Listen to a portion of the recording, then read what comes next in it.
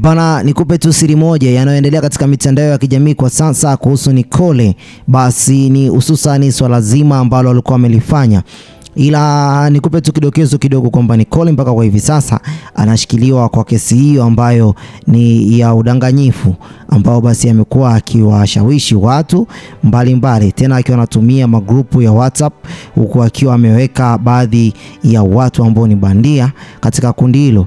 Baada ya hapo basi watu huwa wanachanga, yeye alikuwa kama kijumbe, yani anakusanya pesa hizo. Baada ya muda mfupi basi kila mmoja hapo atakuwa anapata pesa zile kulingana na siku yake ya kupokea pesa hiyo.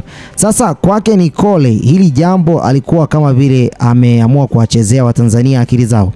Ni kuanzia tarehe 3 mwezi wa 3 2025 basi kwake baada ya kukamatwa, basi ni zaidi ya watu 10 wameweza kwenda kuripoti wakiwa bado wana malalamiko, hususan katika swala zima hili ambalo linamhusu yeye Nicole, yani uchangishaji wa fedha kupitia njia ambayo haikuwa rasmi, njia ambayo ni ya udanganyifu, njia ambayo kwa namna moja au nyingine ingewavuta Watanzania wengi sana nyuma. Sasa jambo hili serikali wameamua kwamba wasikae kimya. Jambo hili wameamua kulikemea, na mwisho wa siku mpaka kwa hivi sasa tunavyoongea Nicole yupo katika vyombo vya dola, yani Joyce Mbaga jina lake halisi kabisa. Sasa mwanadada huyu ni mwanadada ambaye tumekuwa tukimuona mara kwa mara akiwa anaspendi pesa nyingi sana, yani akiwa anatumia matumizi yake akiwa ni makubwa sana, hususan katika swala zima la sehemu za burudani na sehemu za starehe. Sasa nikupe siri moja, basi inaonekana kabisa kwamba mpango wake na mkakati wake ulikuwa ni mkakati ambao ni wasiri sana. Jambo hili alikuwa amelipanga kwa muda mrefu.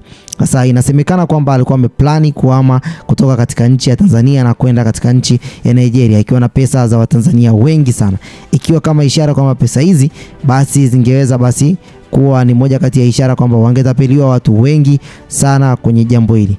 Na itambulike kwamba pesa ambazo Nicole alikuwa anazikusanya basi zilikuwa ni pesa zaidi ya watu wengi sana. Kwa sasa basi wameenda zaidi ya watu 16 kwenda kulalamika, lakini inasemekana kwamba ni zaidi ya watu hao kwenye magrupu yake alikuwa ni watu wengi sana, kwa sababu alikuwa ameanzisha magrupu mbalimbali ya WhatsApp kwa lengo tu la kuweza basi kuwashawishi Watanzania wenzake, yani Watanzania ambao ndo sisi, kwa lengo tu la yeye kuweza kujipatia pesa kupitia njia hiyo ya udanganyifu. Yani anakusanya pesa, mchezo anaotumia ni hapa, anakusanya pesa, yani yeye kama kijumbe anasema kwamba listi ya watu ambao wataanza kupokea ni watu hao hapa, yani kwa njia hiyo, yani ni watu hapa, kitu ambacho watu wale sio kweli kwamba wataweza kupokea pesa zile, kwa sababu ni watu ambao ni feki, watu wa mwanzo. Sasa nyie ambao mmejiunga ndo watu ambao ni real. Sasa nyie ambao ni real ndio mtakao toa hela mzunguko yote mpaka pale itakapowadondokea nyie, kiasi cha kwamba atakuwa amekusanya pesa nyingi sana mpaka pale watu wale ambao ni feki basi waweze kuisha. Sasa kama ni watu feki, that means anapokea pesa zenu ambazo za watu real. Let's say kwamba ni hao watu 16 ambao wamekuwa mentioned kwenye video ambayo basi kamanda amekuwa akiongelea. Sasa kama ni watu hao hapa, kwa hiyo kwa mizunguko yote anaweza kaondoka na pesa nyingi sana, kwa sababu ni magroup tofauti tofauti na sehemu tofauti tofauti, ambazo basi mpaka kwa hivi sasa inasemekana kwamba ni zaidi ya watu 10 na ambao wameweza kufika na kuweza kulalamikia jambo hili. Na inasemekana kwamba kiwango ambacho kilikuwa kinachangishwa mpaka kwa hivi sasa inasemekana kwamba ni pesa ndefu sana, kwa sababu Nicole alikuwa anasimamia, anajifanya kwamba yeye ndio kijumbe na hawezi kusimamia magrupu ambayo hayana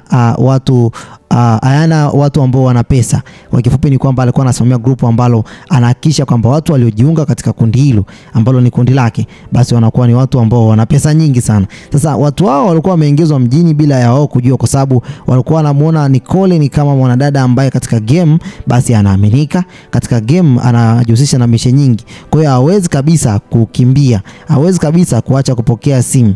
Kwa hiyo ilikuwa ni mchezo wa kushtukiza sana, kwa sababu watu walikuja kushtukia jambo hili mwishoni kabisa, kwa sababu wameona kabisa kwamba siku zao za kupokea pesa watu hawapokei. Kwa hiyo simu zikaacha kupokelewa, Kwa hiyo baada ya hapo basi Kijumbe ambaye ni Nicole, basi ndo watu wakaanza kufanya mchakato wa yeye basi kuweza kukamatwa, ambako basi amekamatwa tarehe 3 ya mwezi huu wa 3 2025.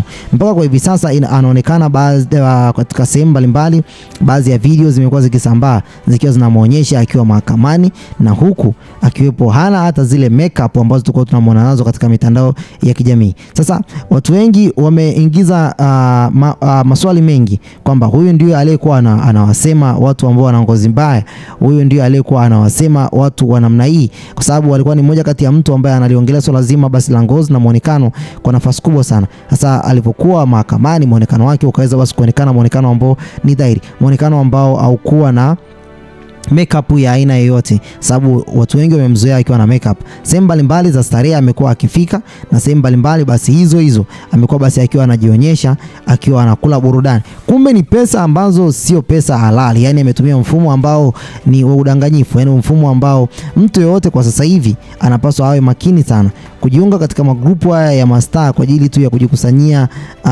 Unasema kwamba unacheza mchezo, I say ni jambo ambalo ni gumu sana, kwa sababu linahatarisha fedha zako, lakini pia linahatarisha hata maisha yako, kwa sababu baada ya Kijumbe kukimbia basi hata moyo wako pia utakuwa katika hali mbaya, utakuwa katika hali stress, mawazo kibao, na mwisho wa siku inawezekana kwamba ulikuwa umemkusanyia pesa nyingi sana. Hebu ngoja tujiulize kwamba je, ikiwa ni milioni kwamba kwa watu labda 200 na Nicole akawa amewadanganya watu labda 100 ni watu ambao ni fake, lakini watu 100 ni watu ambao ni real, watu 200 kwa magrupu tofauti, unadhani kwamba Nicole atakuwa na milioni ngapi?